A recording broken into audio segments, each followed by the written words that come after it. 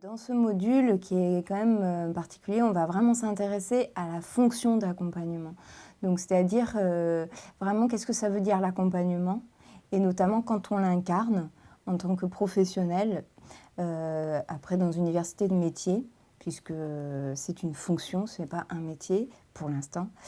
Et voilà, qu'est-ce que ça veut dire en termes de pratique, de théorie, d'éthique, de posture, concrètement. Donc, ce qui est important aussi que l'on présente dans ce module, c'est le référentiel de l'accompagnement. En fait, on va, au travers de ce référentiel, montrer les activités clés que l'accompagnateur va réaliser dans un accompagnement voilà, d'un projet, d'un groupe.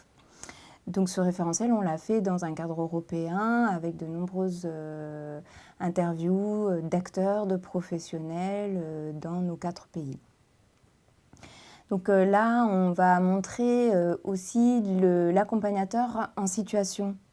Donc on va illustrer ces situations clés, ces activités clés qui sont mises en évidence dans le référentiel. On va les illustrer par des vidéos.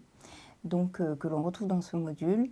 Et on va les illustrer par des propos, là aussi, d'experts, de professionnels, et puis des cadres théoriques qui vont vraiment poser ce cadre éthique et théorique de qu'est-ce que ça veut dire accompagner, puisque c'est quand même une posture spécifique.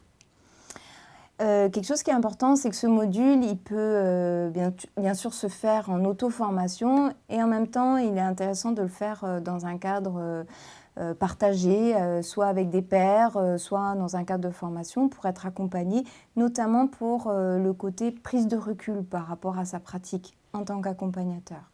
Et là, nous, on présente dans ce module des outils, un outil de l'analyse de la pratique professionnelle. Et dans ce cadre-là, c'est bien d'être un groupe de pairs ou d'être en situation de formation pour le réaliser.